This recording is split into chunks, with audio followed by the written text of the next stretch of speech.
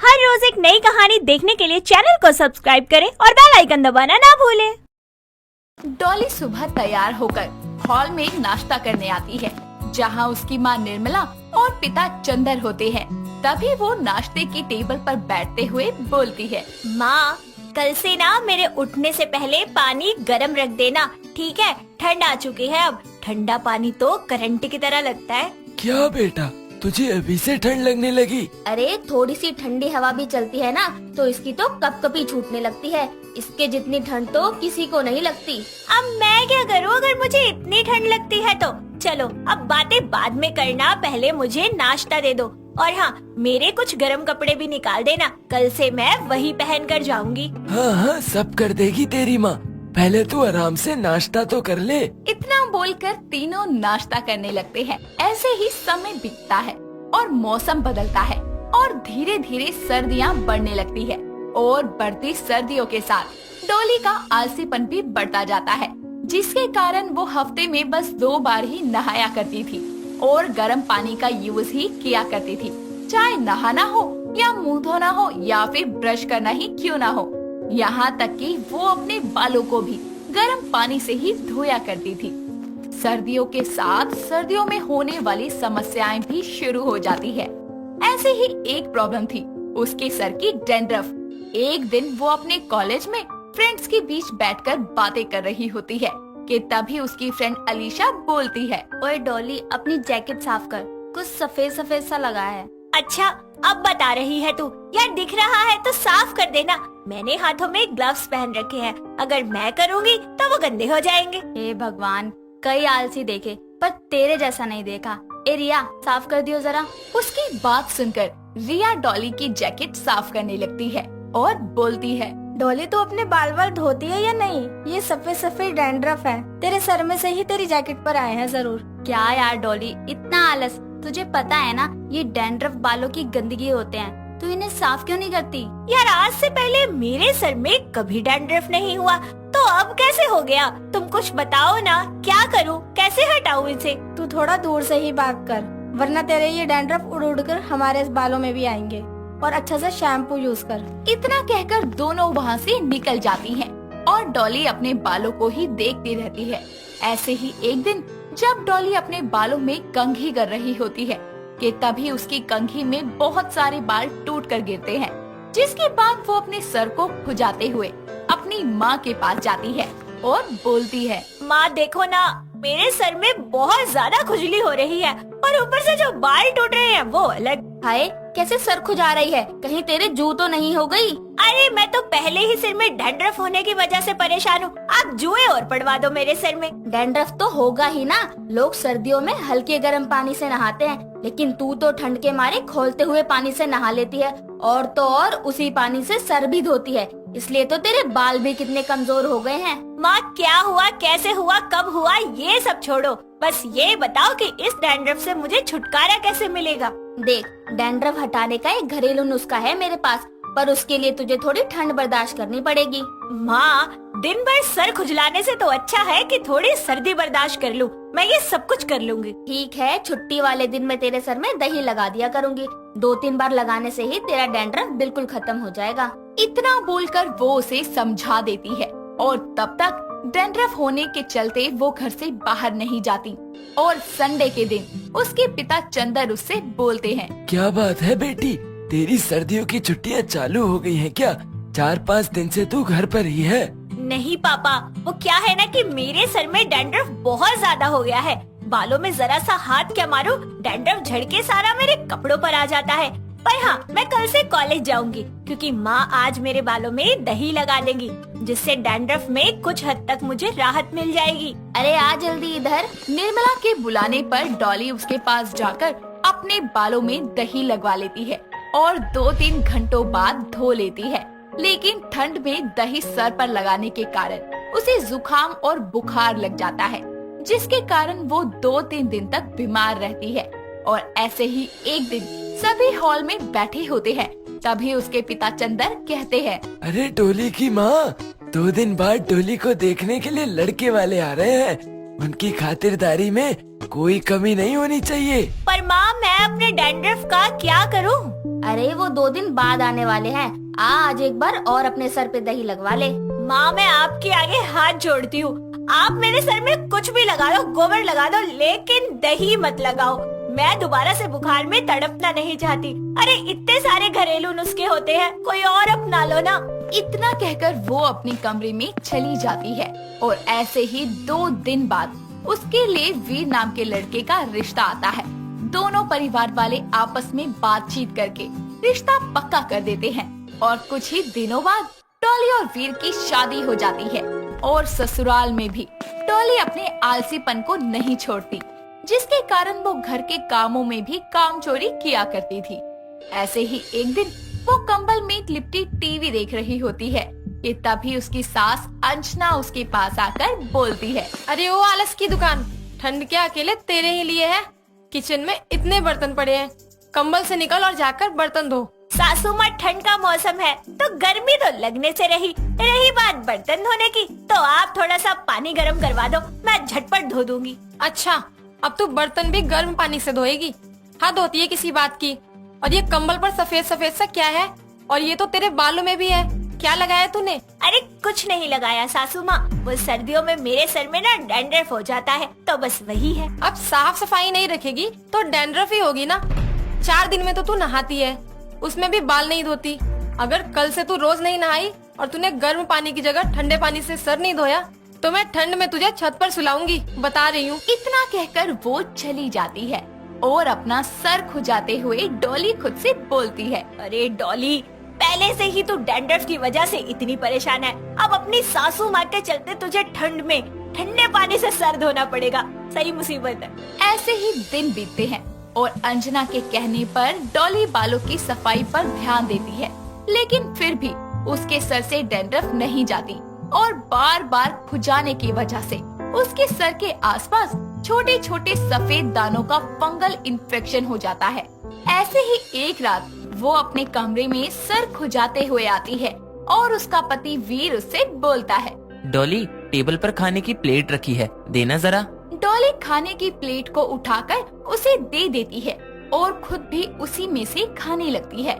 उसकी इस हरकत पर प्लेट को साइड में रखते हुए वीर बोलता है, अरे एक तो सारा दिन अपने गंदे हाथों को सर में डालती रहती हो, कितने कीटाणु होंगे तुम्हारे हाथों में, और उसी हाथ से खाना खा रही हो, कम से कम हैंड वॉश तो कर लो यार। ओह सॉरी, मैं हाथ धोकर खाना खा लेती हूँ, तब तक तुम मेरे सर में प्लीज खुजली कर दो। हाँ, यही तो काम रह गया है बस। तुम्हें पता भी है रोज सुबह तकिए पर तुम्हारे टूटे बालों के साथ कितना डैंड्रफ होता है।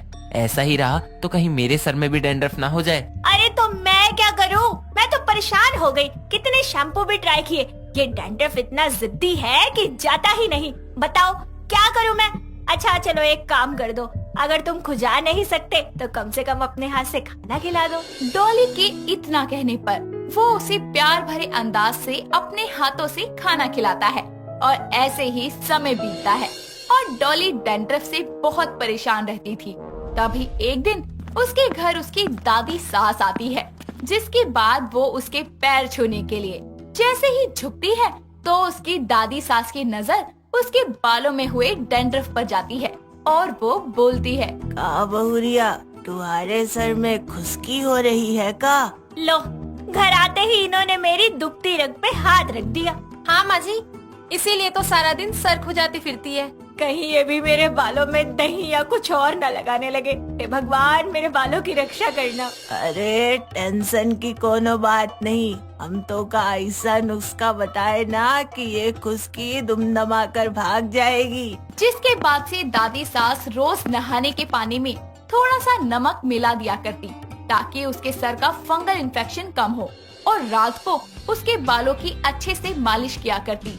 साथ ही साथ उसके बालों की अच्छे से साफ सफाई भी करवाया करती।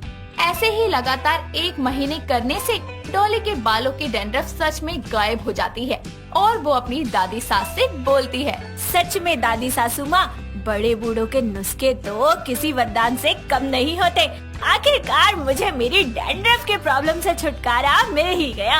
अरे फिर मैं हूँ भी तो तेरी सास की सास, नुस्खा तो काम करेगा ही ना। उसके इतना बोलते ही सब खुशी से हंसने लगते हैं और डॉली भी डैंड्रफ दूर हो जाने की वजह से बहुत खुश होती है और अपने परिवार के साथ जिंदगी में आगे बढ़ जाती है। विवेक अपने ऑफिस से निकल ही रहा होता है कि तभी अचानक जोरों की बारिश शुरू हो जाती है और विवेक खुद से बोलता है, अब ये बिना मौसम बरसात की होने लगी, वो भी इतनी जोर से। खैर मुझे तो कार से जाना है, जल्दी करता हूँ वरना राधिका वेट करती रह जाएगी। इतना कहकर वो अपने बैग से सर को ढककर कार में बैठ जाता है और तभी उसके फोन पर राधिका का कॉल आता है और वो बोलता है, हाँ राधिका, बस कुछ देर और, मैं बस ऑफिस से निकल ही गया हूँ। नहीं विवेक, मैंने तुम्हें यही बताने के लिए फोन किया है कि आज मेरी मीटिंग बाहर थी तो मैं वहीं से घर आ गई हूँ, इसलिए तुम सीधा घर चले जाना। ओह अच्छा किया जो घर चली गई, वरना आज की बारिश देखकर लग रहा है कि कोई बड़ा तूफान आने वाला है। चलो अब मैं फोन रखता हूँ, love you. Love you too, और हाँ ध्यान से ड्राइव करना। इतना कहकर राधिका कॉल कट कर देती है और विवेक ड्राइव करने लगता है।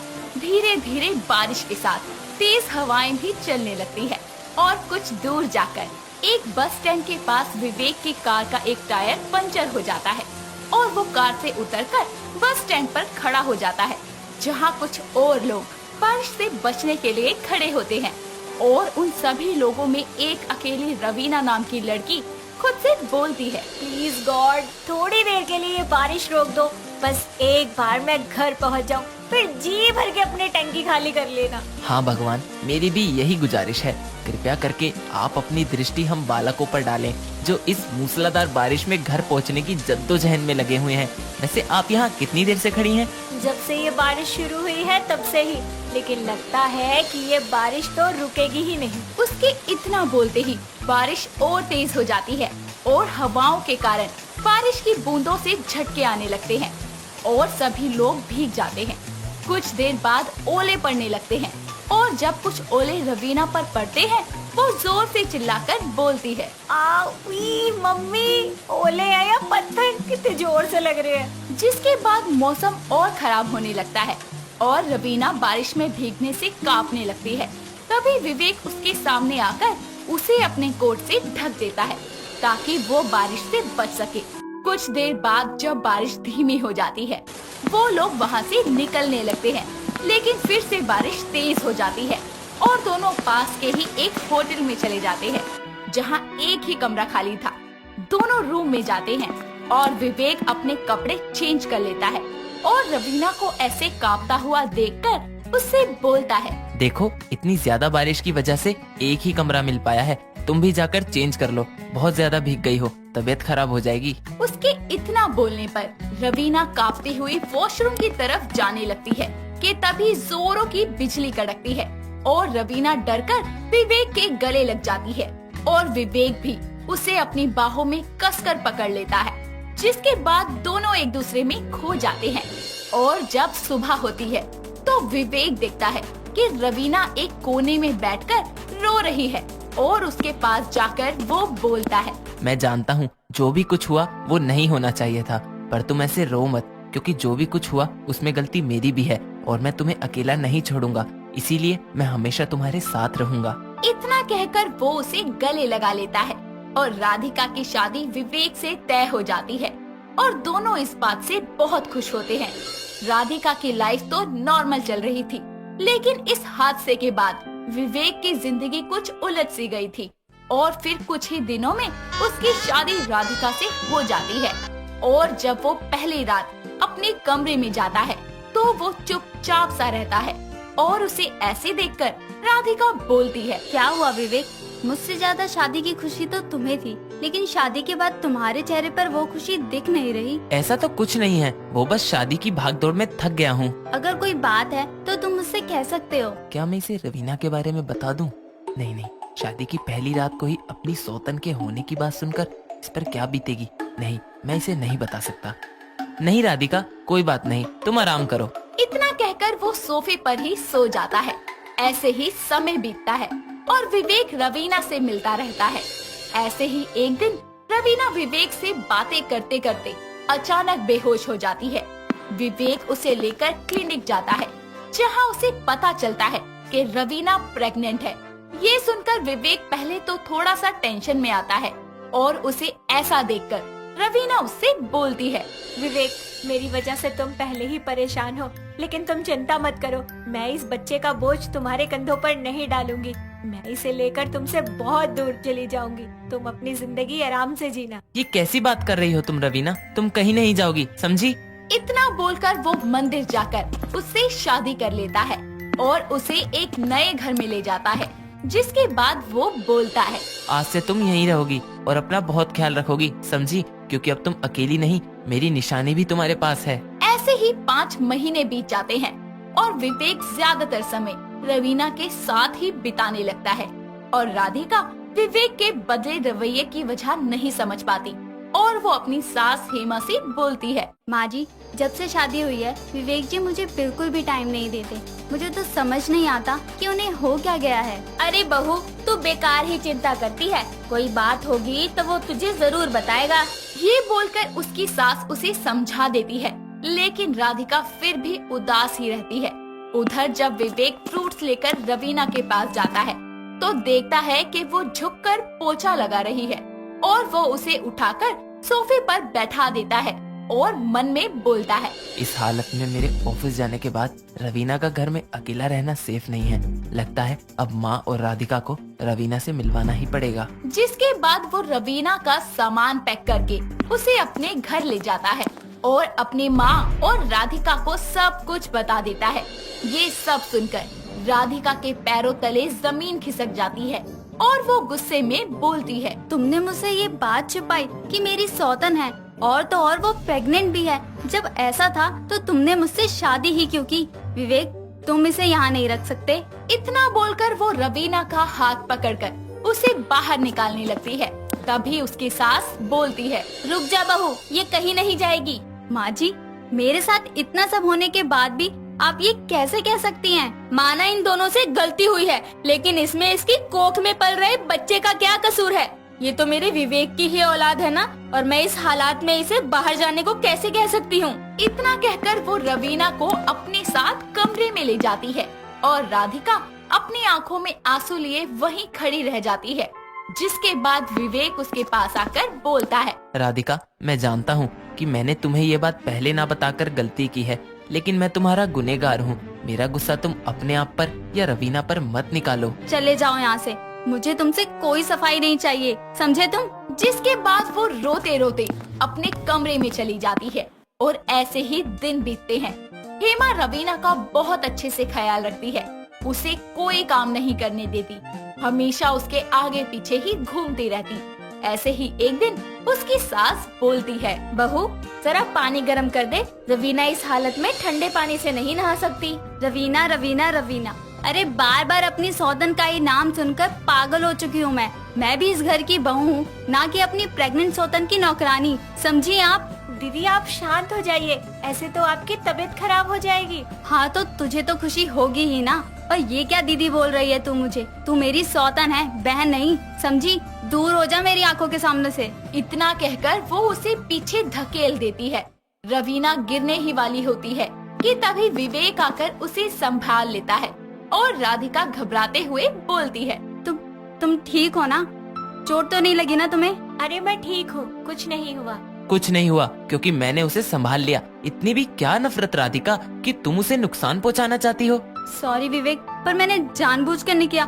मैं तो बस कर, अब ज्यादा सफाई देने की जरूरत नहीं है। तेरा बस चले तो तू इसे जान से ही मार डाले। ये सब सुनकर राधिका को बहुत बुरा लगता है और उसे लगने लगता है कि इस घर में उसके लिए कोई जगह नहीं है।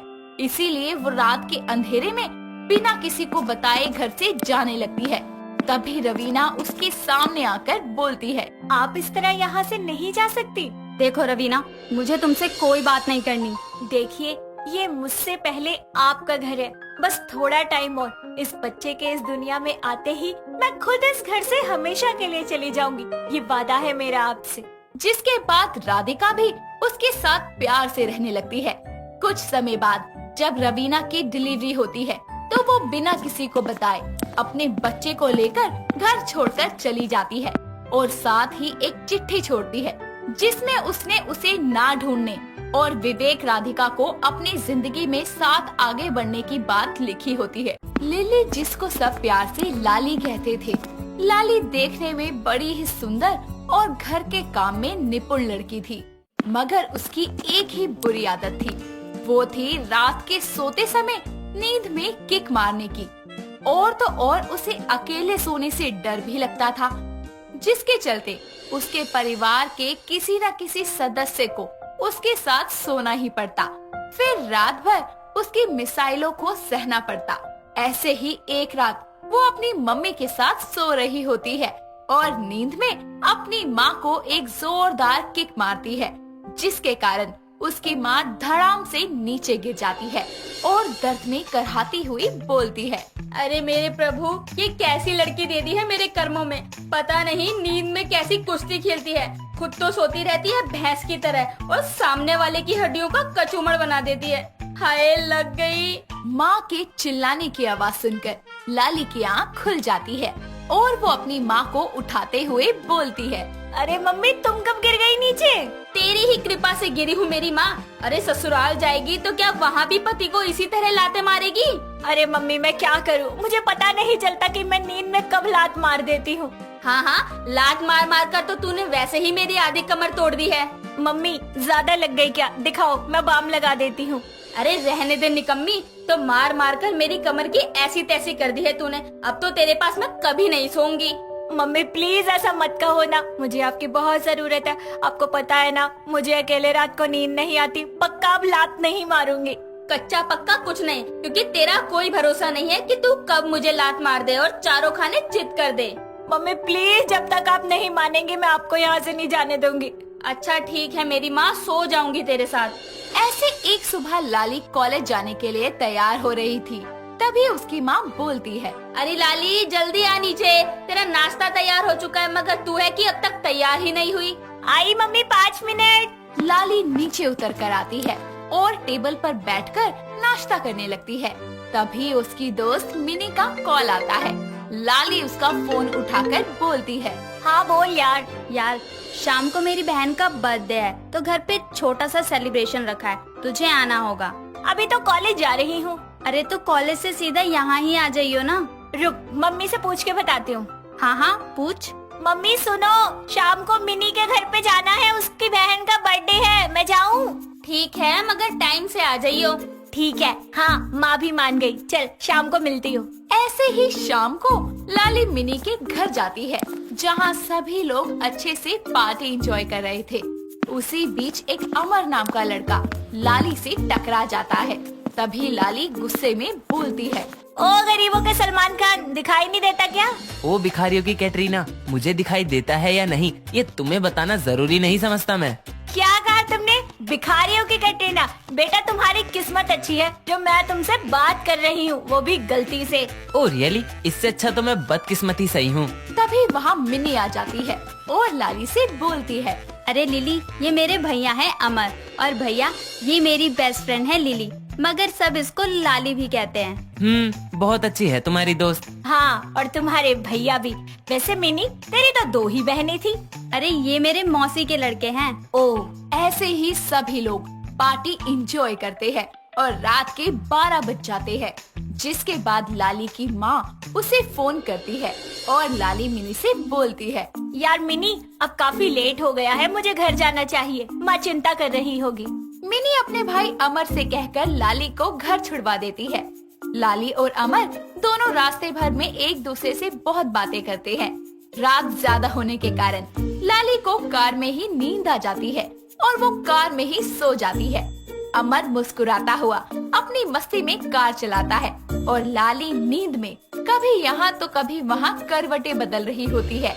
इसी बीच लाली अमर को चलती कार में से उसके मुंह पर एक जोरदार किक मारती है, जिससे अमर गुस्से से गाड़ी रोकता है और उसको बोलता है, ओ मैडम नींद से जागो। और ये क्या है, तुमने मुझे लात क्यों मारी? नींद में इतनी लीन हो गई क्या कि पता ही नहीं लगा तुम्हें कि कार में हो या बेडरूम में? मुझे माफ करना, गलती से हो गया मुझसे।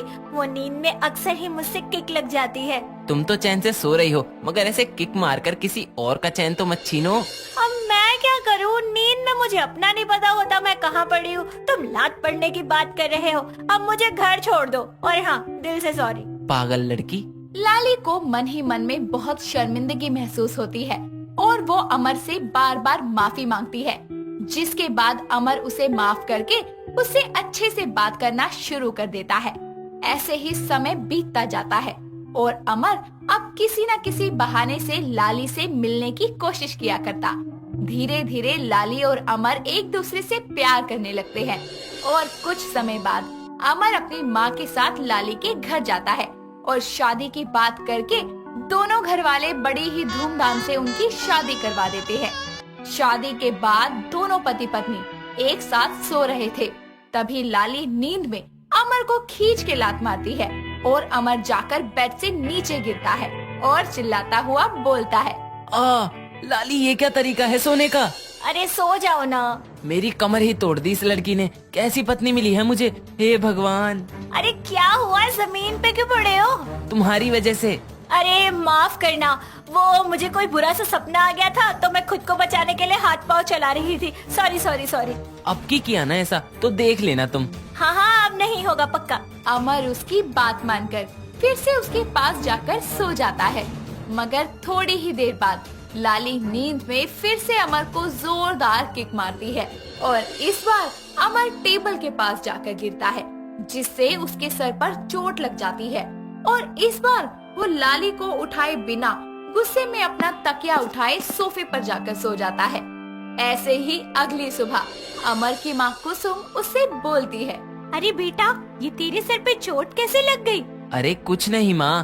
अरे मेरे लाल बोल ना। माँ मुझे ना नींद में लात मारने वाली पत्नी मिली है, जो कि एक रात में पता नहीं कितनी बार मुझे लात मारती है। मैं तो तंग आ गया। सही है बेटा, खुद की पसंद से शादी करोगे तो लात ही खाओगे। माँ आप भी ना। ऐसे ही समय बीतता जाता है और अब अमर हर रात को लाली के पास सोने से डरा करता। ऐसे ही एक रात लाली उससे बोलती है, क्या हुआ अमर? क्या हुआ का क्या मतलब है? रात को लात मार मार कर मेरी कमर की हड्डी ही तोड़ दी है तुमने। माफ कर दो, मैं सच में जानबूझकर नहीं करती। मुझे पता नहीं चलता कि मैं नींद में कब लात मार देती हूँ। अरे नींद के चक्कर में तुम किसी की जान ले लोगी क्या? आप ही बताओ, अगर आपको भी लात मारने की आदत होती तो बेटा इस आदत का कुछ करना भी तो चाहिए ना तुम्हें। आप बताओ क्या करूँ? मैं अब बताऊंगा नहीं, सीधा करूंगा, मगर क्या करूंगा ये मैं भी नहीं जानता। ये बोलो ना कि आपके पास भी इसका कोई इलाज नहीं है। यार अभी मेरा दिमाग ना खाओ, मुझे सोचने दो कि आखिर क्या करूं इसका। सोचो, अगर कुछ पता लग जाए ना तो मुझे भी बता देना।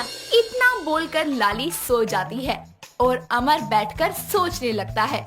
तभी उसके दिमाग में एक आइडिया आता है और वो चुन्नी लेकर लाली के पैर बांध देता है और खुशी से सो जाता है। मगर कुछ ही देर बाद लाली नींद में अमर को फिर से जोर से लात मारती है और वो सीधा बेड के नीचे जाकर गिरता है और सर पर हाथ रखकर बोलता है, ये कभी नहीं सुधरेगी, मुझे ही अपना बोरिया बिस्तर अलग करना पड़ेगा। कमर तोड़ दी आज फिर से इसने। दोस्तों अगर आपको ये कहानी पसंद आई तो इसे